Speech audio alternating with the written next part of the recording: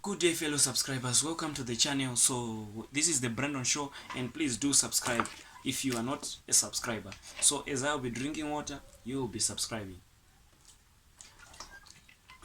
Yes.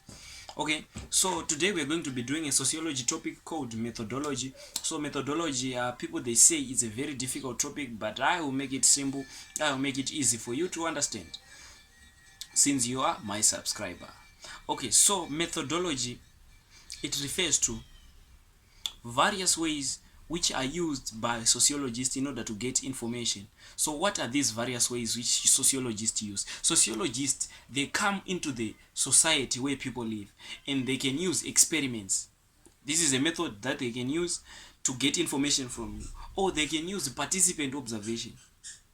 I'm going to explain these terms because they need to be explained. Researchers, sociologists, they can also come to the society and they can also get information through unstructured interviews. They interview you in the society about drugs and they get information. Or sociologists, they come in the society, or they use structured or unstructured interviews, semi-structured interviews. They can also use longitudinal surveys. Okay, so we have two types of methodologies. So the methods that I've given you, they can be divided into two. So two types of methodologies that we have. We have quantitative methodologies and we have qualitative methodologies.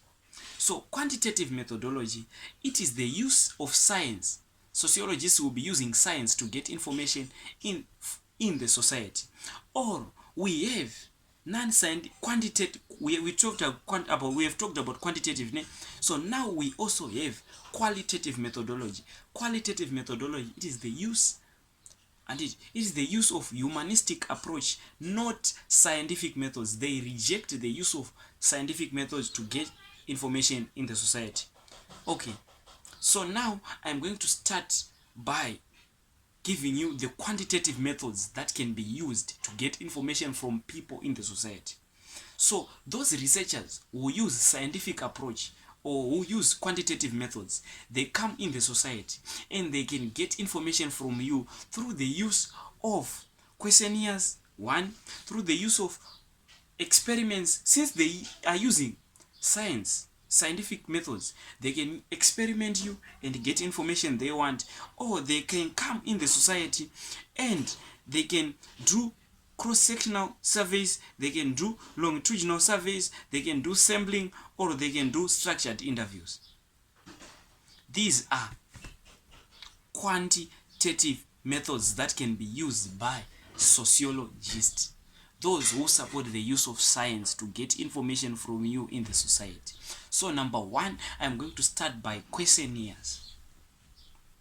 So questionnaires, you need to understand what questionnaires are. Questionnaires refers to written questions that seeks to investigate sociological issues, and the questions are administered or posted, meaning that these are written questions that seeks, okay, to investigate sociological issues, like I have said, or sociological problems, and the questions are administered, which means the question can be given to people in the society or they can be posted on social media. So we have two types of questionnaires, okay, which is a quantitative method used by sociologists. So two types of questionnaires which we have is we have open-ended and we have closed-ended questionnaires. So open-ended questionnaires refers to a questionnaire where the respondents are allowed to answer using their own words. So this is a type of questionnaires that you are just given, do you take drugs, and then you are allowed to answer in your own way, the way you feel like expressing yourself. But we have closed-ended from the word closed. So what are closed-ended questionnaires? Closed-ended questionnaires refers to a type of structured questions where the respondents are given alternatives and they usually respond with a yes or a no. Researchers, they only respond with a yes or a no. Do you take drugs? No. Have you ever seen anyone taking drugs? Yes. That's the only way you will answer a closed-ended questionnaires. So we have a strength of structure of questionnaires. So the first strength of questionnaire we have is that they are used to collect large quantities of data. We can give lots of people our questionnaires. We can give even the whole society to answer the questionnaires, and then that's the strength of questionnaires. Another is that it is short in a short period of a time. It is quick over a short period of time. We can just administer quick to people they answer quick, and then we get our results. So another advantage of using questionnaires you have to use is that it can be used for comparison purposes, and if a theory can also be formulated. So when it comes to advantages or the strength of questionnaires, you just need to think outside the box. We have given people questionnaires. What are the advantages that we have given people questionnaires? Me as a sociologist, the thing is that I can formulate a theory. Okay, I can formulate a theory. It can also be used for comparison purposes. We can also use to compare the information that we already have and the information that we have gotten. So we also have the limitations, the weaknesses of questionnaires. The limitations of questionnaires is that questionnaires, they are very expensive. Imagine we want to examine the whole people in this community. We have to give everyone. Where do we have to print? We have to that's very difficult. Okay, so another thing is that they can be wrongly weighed. You get that questionnaires are likely to be biased in the interest of the researcher. So that can be a limitation of questionnaires. So questionnaires, we've said that questionnaires, there are methods there is a method which are used by is a quantitative method used by researchers.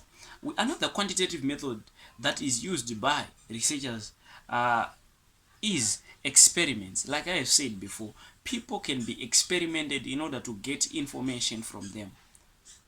So before I have the experiments which I need to first tell you that have been done by sociologists so that they get information from people. So people have been experimented by, they are still being experimented by sociologists. Okay, so the types, we have two types of experiments, which are laboratory experiments and field experiments. But first of all, we need to define the term experiments. So from the word experiment, it is the isolation of individuals or key variables in order to weigh or test the validity of a hypothesis.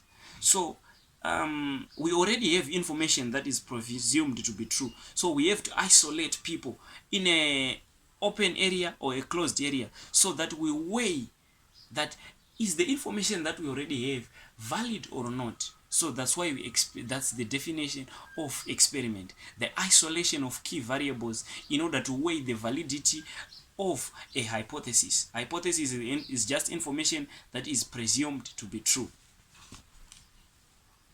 Okay, so we have types of experiments which have been done before. So the first experiment that have been done is the Bobo-Doe experiment. So the Bobo-Doe experiment, the main aim of the experiment was to show whether media has an impact on human behavior or not. So it was carried by Bandura.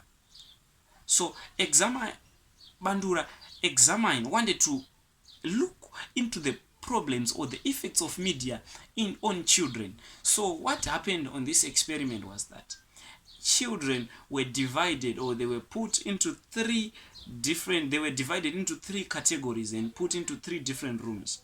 So in these three different rooms, they were shown a video of a man acting aggressively on a Bobo-Doe, punching the Bobo-Doe. You see, from that it has been the experiment has been called the Bobo-Doe experiment. So as the kids were shown a violent movie of a man hitting the Bobo-Doe.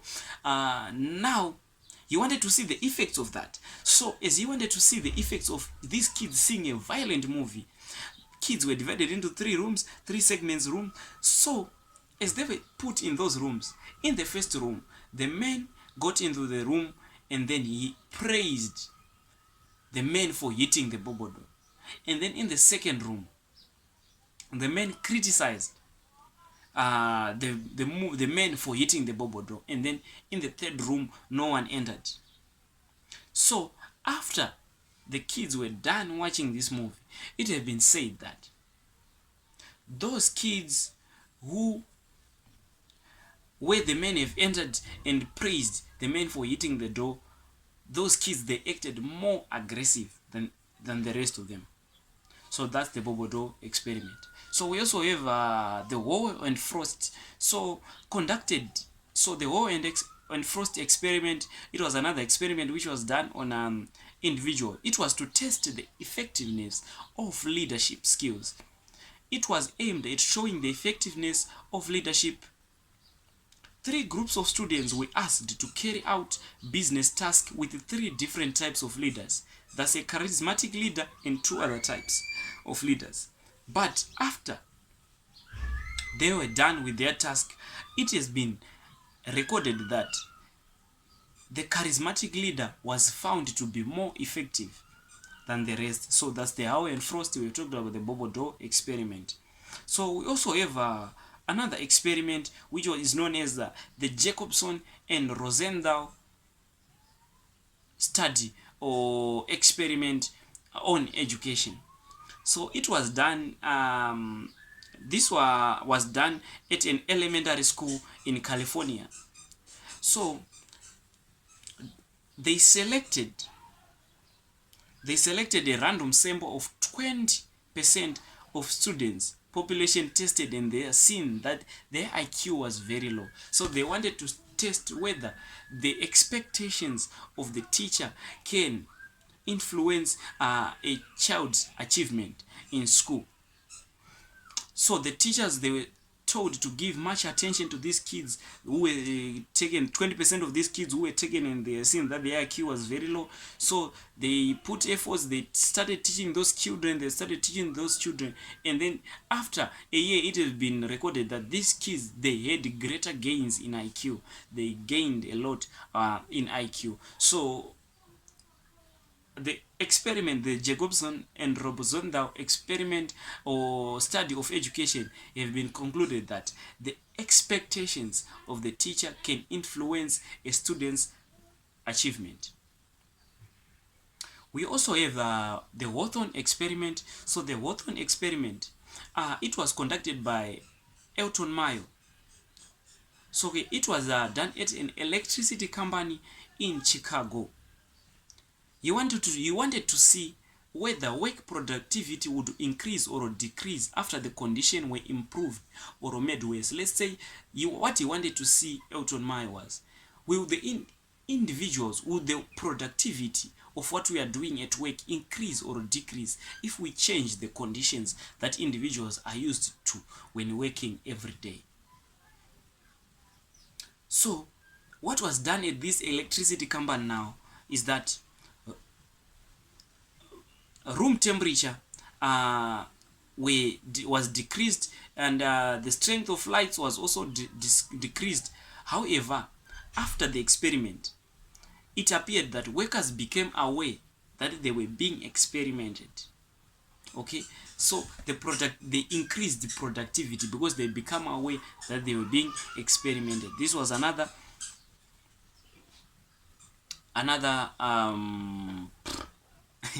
this was another experiment.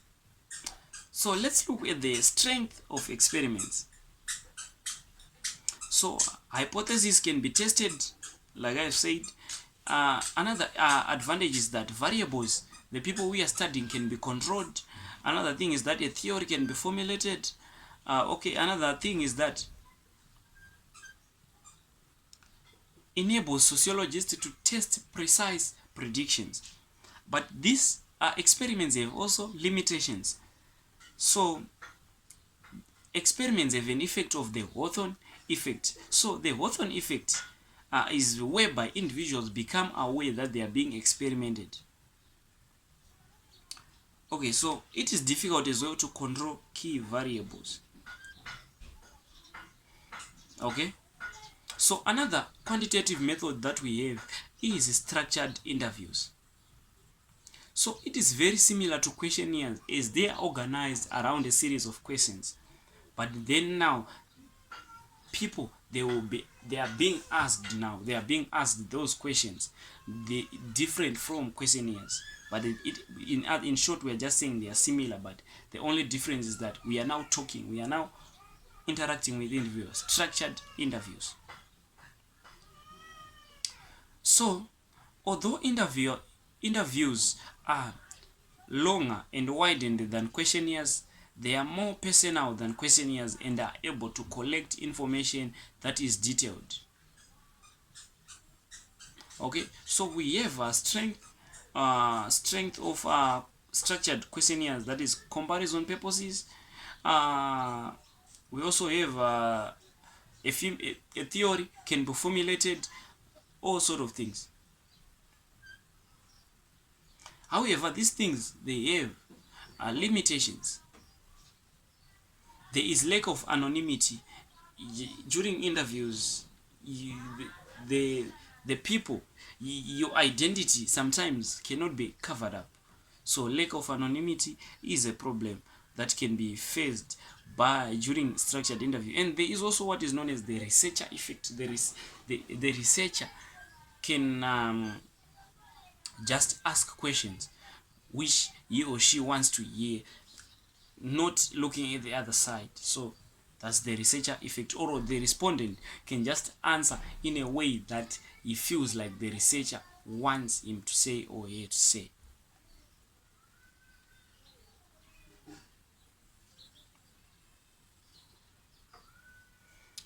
So another type that we have another type of quantitative methodology that we have is that we also have surveys.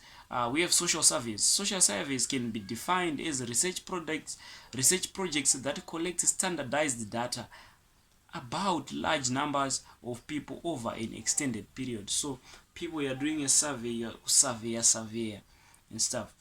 So the types of surveys that we have is we have longitudinal surveys. Okay, so we also have cross-sectional surveys. So it is a type of survey that is explicitly designed to produce a snapshot of behavior at any given time. So when we talk about cross-sectional survey, we just want a snapshot of behavior. We just want a snapshot, not the whole of everything. So I don't want to make this whole thing boring and stuff. So let's look at the other type of methodology. So the other type of methodology that we have is qualitative methodology. So under qualitative methodology, there is the use of various methods, which includes participant observation. So participant observation now, it is when the researcher is involved, or he or she takes part in the research that is being carried out or conducted. So what happens is now, when I want to research people on drugs, I have to go and join those people who are taking drugs, so that I get information myself. Humanistic approach. Okay, so we have types of participant observation. We have covert participant observation, and we have overt participant observation. So covert participant observation is whereby the researcher joins the group under study. The group, like I have said, the group which is taking drugs, the researcher joins the groups under study anonymously and is unknown to that group. That's covert. I'm covering my identity. So the researcher is doing his research while he's covering his or her identity. But now we have overt. Overt participant observation, it is a situation whereby the researcher reviews his identity and the subjects were aware of the fact that they are being studied. So when researches they are being carried out, there is a problem of participant observation. The problem with participant observation is that individuals can go native. What is going native?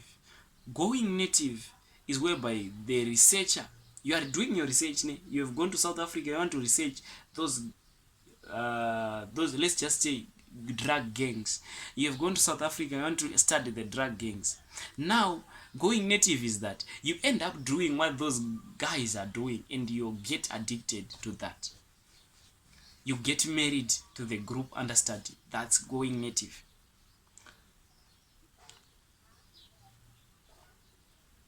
Okay, so going native can be defined as a situation whereby the researcher becomes too involved or attached to the activities or the group under observation. The researchers can be married to a group and carried away by the other group under observation, up to an extent of losing objectivity. Malinowski is one of the person. If you know Malinowski, Malinowski is a functionalist. So Malinowski ended up impregnating a girl during his study in the Trobriand Islands.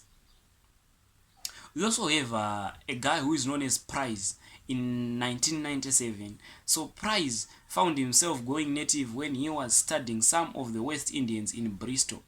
The study was directed to the group which was involved in legal activities such as drugs.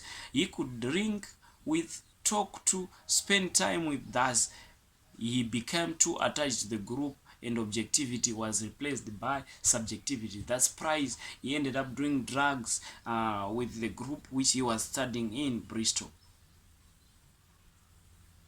Okay, so we have talked about the limitations of participant observation, that's going native, and we also have another weakness of participant observation is that it is time consuming. This is practical disadvantages in the sense that researcher is likely to conclude or to conclude his or her study after a very long period of time. For example, we have a guy here who is called Van Katesh. So Van Katesh in 2008, he spent more than 4 years studying a drug gang in Chicago. That's a very problem. That's a very big problem. Spending such a very, very long time doing your study, doing participant observation. Another disadvantage is that the researcher can participate in illegal behaviors. Like for example, Price, he ended up taking drugs. Okay, so we have what are known as ethics in research. Ethical, when this is going to be asked, so when you are a researcher and you are carrying out your study, there are ethics that you need to follow. So ethics are considerations, ethical considerations are of particular importance to sociologists because they investigate people. A researcher must therefore remain mindful of her or his ethical responsibilities to participants because ethical considerations are not as much importance sociologists have to adhere to. But however, ethics need to be considered. So what are these ethical considerations? So after, before you carry your research, you have to ask for permission, that or parental consent. Research on children and youth always require parental consent. Research on adults also requires information consent, and participants are never forced to participate. You don't have to force participants. So this is the first ethic that you need to follow. You have to ask for parental consent or permission. Confidentiality and anonymity.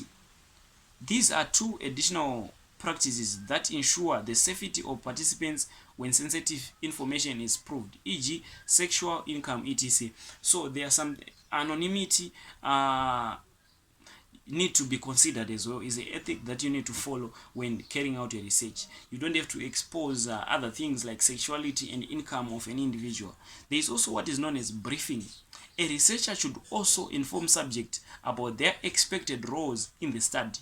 You should tell you, I'm studying you. So if you take drugs, just do what I've told you to do. Do what you do. You have to, that's briefing. You are telling individuals the certain role they need to play when you are carrying out your study. So there is also debriefing.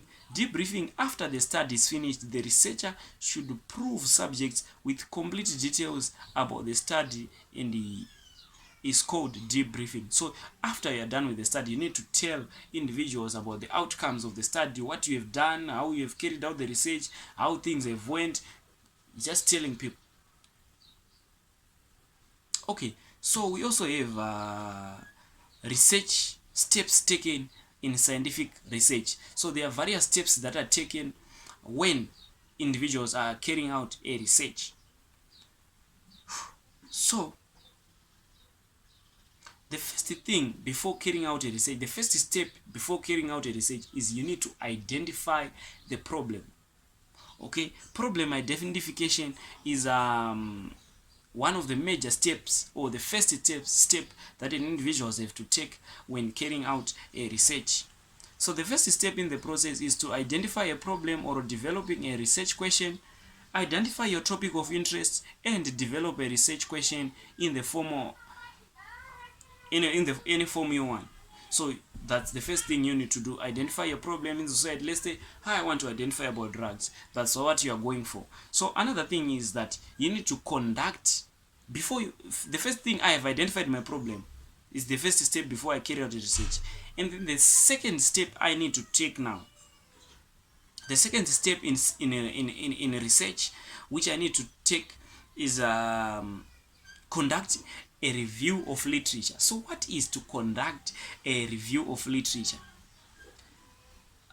So conducting a review of literature, it is to look at information that had already been performed by other researchers and published in peer-reviewed journals. You will find out what is already known. So you are conducting a literature review, seeing whether the information, the topic you are going to study on, has already been carried out or not.